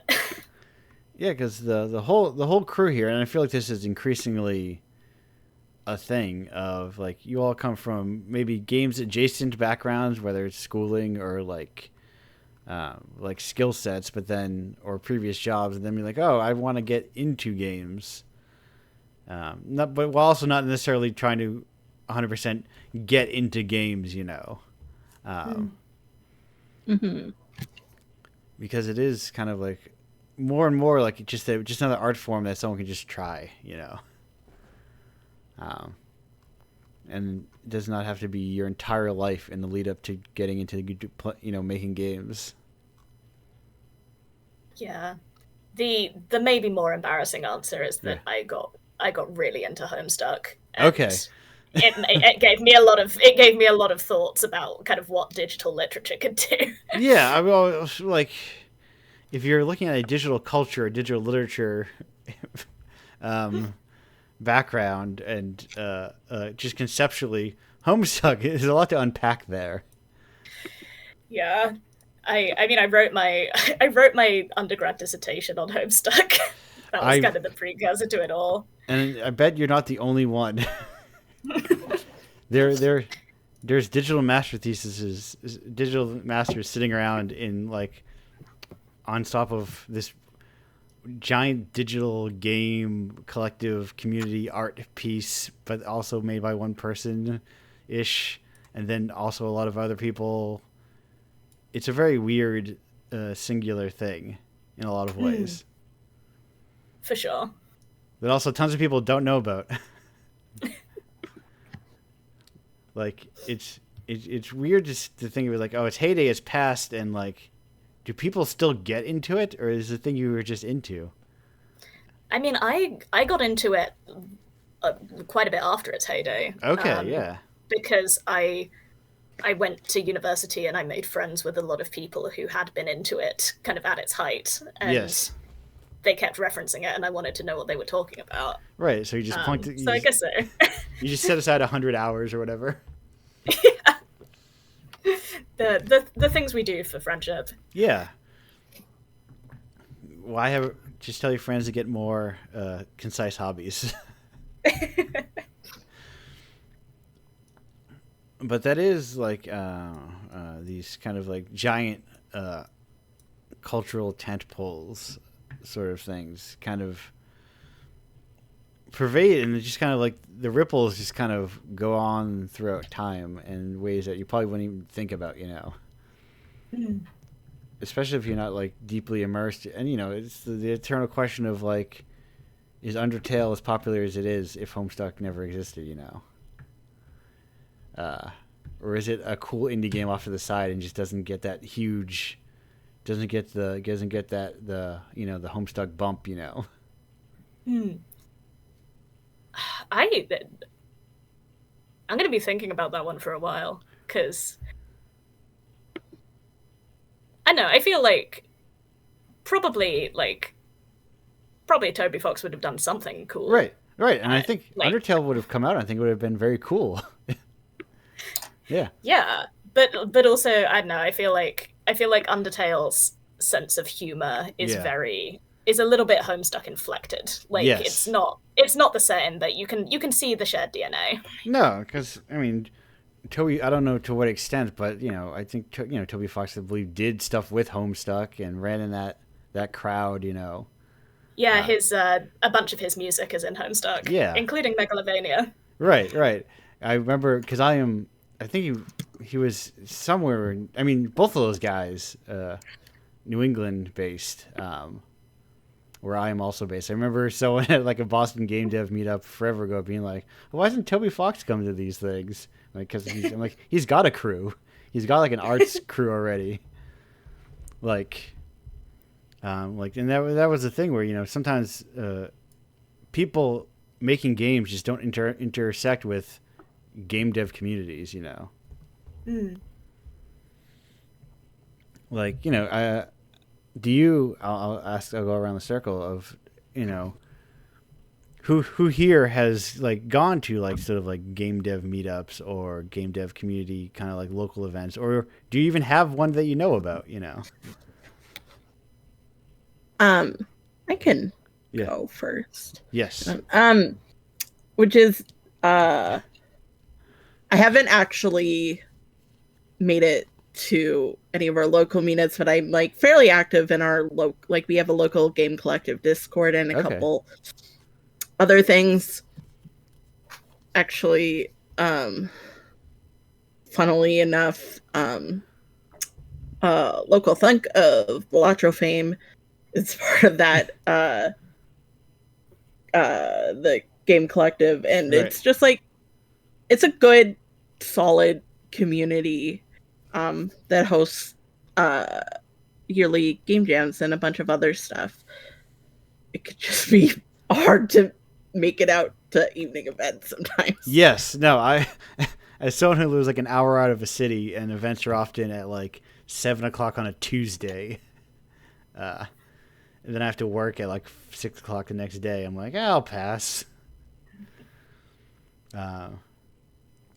But that is it's good to that online, and that's also the funny thing of sometimes just someone in that community just blows up out of nowhere. Just like, oh, this person becomes the famous one, but they're just like, oh, still remain a person. Keep in touch with the people, Yeah. Because I think it can be easy to like get your bag and then get out, and being like, I'm just gonna hobnob with the bigwigs. Yeah, no, I will be honest. I think they're the reason that we have any server boosts still going. Right. that we're at a level 3 community. I don't even know what that means. It's the foreignness of Discord to me. I am blessed with a Discord that is very quiet. But yes. But other people are also chiming in to say something. Seattle has Seattle Indies. Yes. Then I was pretty active. I'm from Florida originally. They have a group called Amicon that I was pretty active in. And then Seattle not only has Seattle Indies, but there's a lot of like different co-working spaces for indie devs. One space, so the team that developed Superliminal, sorry, Yeah. worked out of this space called the Indies Workshop, which was like a indie game dev co-working space that I worked out of for a couple years. And then me and Nicole kind of got our own space to work on Punk Juice. And the Indies Workshop kind of ended up morphing into a new group that was like right next door to us. So we had like the top floor of this building was just a bunch of indie devs. It's pretty cool. Yeah. And Seattle has the Nice. most indie game devs per capita. Like, Yeah, for sure. 50% of the time you run into someone and they're working on an indie game. So Right, That's because pretty so many indie devs are like the cast-offs, not cast-offs, sometimes willingly exited of like larger studios, and there's also a lot of them up in the Seattle area, and a lot of big ones. Yeah. Totally. Mhm. Yeah, Aggro Crab is here. I don't know. There's a lot of Pacific Drive. Their team is up here. Is Inner Sloth? Yeah. I'm starting a job at Inner Sloth and they're up here. And Yaz works at Pokemon now and they're also here. Yeah. So it's Bungie, all the AAA studios are here. Yeah. Bungie, 343. there's so many. Right, and so it's like you do your 10-year stint at Bungie, and you go, well, time to make my own studio. Yeah, I think there's a lot of ex AAA. I feel like we did the reverse of that. We were like, all right, Right. let's make our own studio, kick our indie game out there. All right, now we got to get a corporate Yeah. job at a AAA studio. Back to the Yes. grind. I mean that's kind of the weird, talking about the inverse of like sometimes. Well, I guess you also had like a long history of also working in games and software that helps a lot. It's not just like, oh yeah, we made a game, so look at that, we made a game. It doesn't look nice and clean on our resume having made a game. But No, totally. We grinded first too. yes, but these local communities are how like what kind of help people like get there, from nowhere. Increasingly as like, especially with like students that don't have a pipeline to indie jobs, like, well, I still want to make games, but I don't want to make them in isolation. Yeah, for sure. There's a lot of good communities up here. Yeah, because I think, that's a thing that games sometimes have it worse than maybe other mediums of like, oh, you're just doing it by yourself. Mm-hmm. You're not like, tabling out a bunch of cons like you might be if you're like an illustrator or an artist, or, you're not going on tour with people or as a band, or, acting is just tons of other people constantly. Mm-hmm. So it, like having, even just like co-working spaces are a cool way to, stay connected, also to see people finish their stuff and go, uh-oh, I better finish something too. Totally. The indie game dev life can be a very lonely road to walk. So Right. I'm like really grateful I had a partner in this with Yaz, and like I'm glad there's a community for solo devs. Yeah. Florence, how about yourself? I have no idea, honestly. I don't know of. So Right. I'm based in Bristol, which is Yeah. a city that is extremely artsy, just in Yes. general. Like has a bazillion creatives, but I don't know of anything like specifically for game dev. I know of, like there's the, I think Pervasive Media Studio do stuff Right. with like I don't know, technology and art, but that's a much broader thing than like specifically games. No, that was yeah. I need to like I need to see if there is anything. I mean, there could very well not be. That was a similar thing until like, a few months ago.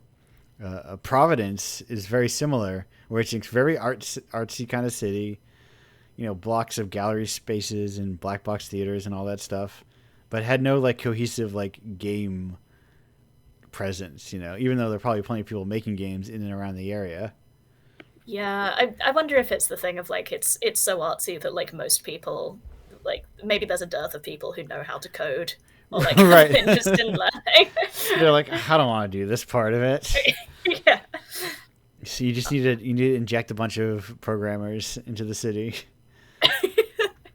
for ecological diversity. Exactly, right. You can't have like or all the game developer artists will die off. They're gonna either go extinct or migrate away. So you need to introduce. It's about population proliferation. Yeah. Just got to convince people that it's actually a really cool tech hub too. I don't know how you would do that, but yeah, that is like. Nice. No, yeah, but have you? Yeah, go ahead. I've connected to like the local writing scene a little Yes. bit, and that tends to be where I get the blank looks when I say that I like also do interactive fiction. Yes, right. Because I feel like that is either like that's cool. I'm thinking I should try to get into that, or like I'm not thinking about that at all. What do you mean? What does interactive fiction mean? Like text parsers? And they're like, well, no. Like I was really like when I asked what kind of stuff you wrote, I was really prepared for it to be like short stories or poetry or right. Maybe plays. I don't have a script for this one. Yes, right. That like games that do stuff. But that is like the kind of thing you sort of training yourself on slowly, of like learning your scripts, so to speak. But because have you shown your any games like at physical spaces? Once at like an academic conference, which is a very different setting, I think. Yes. I'm curious, Star. How about yourself? Have you like ever like demoed games like at events, or small scale or not? Not. I don't think so. Okay. Yeah. Besides, I think the closest thing is that I've participated in Superfest a couple times. Yes, which is has been online. Yeah. These past few years, which is nice because it allows people to like go to it. Mm-hmm. I've submitted 2 talks to it and haven't had to go to Toronto once. But it also is nice to be able to sometimes, like, do you have any desire to like, get it in front of people that way? Yeah, I mean, one of the cool things that the local game, that the Winnipeg Game Collective does is that they have like essentially like a arcade joystick thing that they'll demo games in it, like local cons and stuff. Oh, okay. And so I'm considering submitting Longspur to that one because I think it could be interesting. Yeah. I mean, that is someone just got a grant down here from the state to do something like that for the Rhode Island scene. They're basically making a similar like easily transportable arcade cabinet to drop in spaces or to bring to events. Because I mean that's one of those cool things of you never know like who's going to encounter your games. Yeah. Like especially if it's like like let's just plop it down like a barcade, and barcades I feel like for instance are more like I feel like video gamey, the arcade games. But doesn't mean people don't like to sit down with a story game, Or they may not even be thinking about like, let me just sit down with this, like not knowing what it is, and being able to like just, be a new audience that you would have never even expected.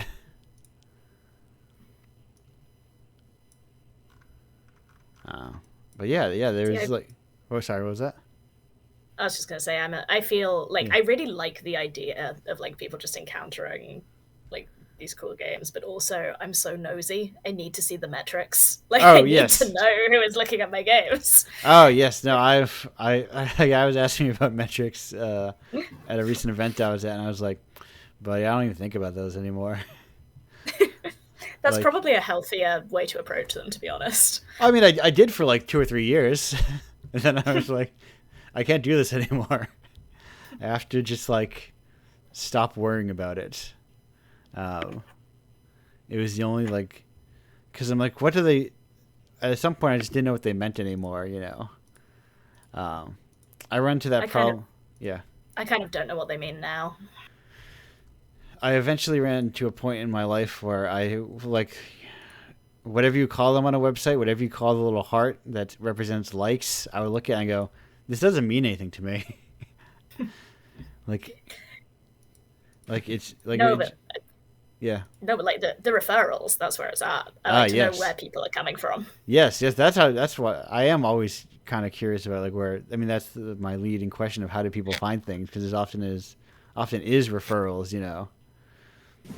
And finding like, well, how do people find something, and how do people, because like word of mouth very strong, so what is that digital word of mouth looking like?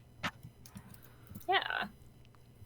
I feel like for me, I've like always been way when it comes to like those kind of metrics, I'm always way more interested in like any kind of like feedback. Yes.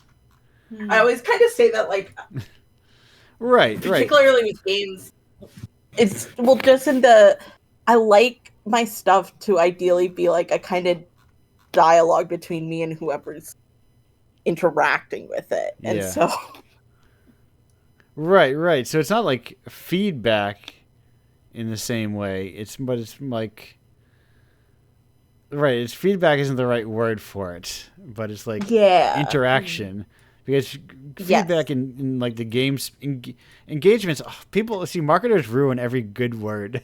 Because I'm like, oh, engagement, but like, no, not engagement. That also sucks. Yeah, it is the thing of like a comment is worth like a bazillion views. Yes. In my opinion. Right, because it's like, oh, somebody actually connected with it. People will like. I think of a post a lot. People will be like, they'll post like, it was, you know, poking fun at those posts that are just like posting familiar things and that get like 80 million likes or whatever. And like people will post like a picture of a lawn chair, be like, "Damn, real conversations happened here," and get like 10,000 million like interactions, shares, and then like it did. I think like people just like post, "Damn, y'all remember popsicles?" And people will be like I do remember popsicles. But like, is that worth anything in the grand scheme of life? Yeah, I feel I'm trying to be better at kind of when I consume art that I enjoy. I'm trying to be better at like actually telling the artist. Right. Yeah, or doing my what I like to do, because I always feel weird about leaving comments, so instead I invented a whole radio show that I host every week on Saturday and organized, so I can talk to the people directly and be like, "Your stuff looked cool. I liked it." It's like the next level version of leaving a comment. Right. The version of leaving a comment for a deranged person. or traveling all over the world just so in the off chance that you find one of those people in person. So they go, "Oh yeah, I liked your thing." Sometimes not even more like more extravagant a statement than you would see online in a comment, but there's something about like saying it to a person that like makes a big difference. But yeah, it's nice to. I feel I do the digital version of that quite a lot, which is Yes. if like if I get a nice comment, I will like go have a nosy at their profile a lot Oh, of the time. yes. Just like what kind of person are you? Every single person that follows me, and most people that like or share anything I do, I check out their profiles because 90% of the time they are other artists. You know, like, what are they up to? Let me check them out. What are they doing? It is how I have found cover artists that way, where I did like a zine fest in Toronto, and someone liked it. I'm like, what do they do? And like, oh, they do cool art. And then I commissioned them to do a cover. I must say the Indiepocalypse covers do always look amazing. So something's working, evidently. Oh yeah, here's my secret technique: find people who are very cool artists and say you'll give them money to make a cover, and they go yes. But that said, we are cresting onto 2 hours worth of the show, so I'm hitting it into the wrap up zone, and I see is typing, which is probably, I think we're on the same wavelength, perhaps. But before we get into the promotional portion of the last things to say, does anyone have any last burning statements or questions that are non-promotional in nature? I will take the 10, 20, 30 seconds of silence as no. So we can start with Florence. Florence, hello. Hello. People, we talked about a lot of your stuff. This writing, arts, exploration, games to be made. If people are looking for those, where can people find them? So bodypoetic.neocities.org is my website. Yes. That has links to all of my stuff, and all of my like game adjacent stuff goes to bodypoetic.itch.io. Perfect. Just having a damn website, very handy. The collective of hello, Yaz, Nicole, Emily, Lemon Boy, and Proper. Where can people find your stuff? We're Lemon Boy Band on all social media sites, Twitter, Instagram, TikTok, etc. Yes. And our game is Punk Juice on Steam, so please wishlist that. That would mean a lot to us. Yes. And all of our music is too, so check it out. Yeah, it's folks, very easy. I say this every time someone has a game that's wishlistable. It's super easy to do, and like in the time I said it's super easy to do, I did it. Takes no time at all. Awesome. Yeah, thank you. And we have a free demo out right now too, Yes. so you can feel free. Yes, yes, definitely. You know, if people are here, folks, you got to check out their stuff. We're not just here to hang out. I'm here. We're living in the grind set culture. You also need to check their stuff out. And speaking of people checking people's stuff out, Astara, hello. Where can people find your stuff? I'm Star David on everything, and including Itch, which is where you can find all my games and zines and other similar things. Yes, it's a handy drop everything on it website that just lets you upload stuff. Yes, of course. I was saying to Lemon Boy had to jump out. I was replying to their message in my words. But yes, Indiepocalypse, of course, you can find it at indiepocalypse.com. If you'd like to submit, of course, indiepocalypse.com/submit. All those sorts of things, /Patreon, /newsletter, I mentioned earlier, /Tape Market if you want a nice, cool physical version of Florence's game. If you want to get like a nice tape edition of the game, available there. They look cool, folks. They look cool. I just saw someone recently. Don't know who they are. This is also like it's kind of like it's as much as like follows and those things are nice. What's also very handy is like when people like tag me or like know what it is, and I have literally they don't follow me. I have no idea who they are, but they do know the thing.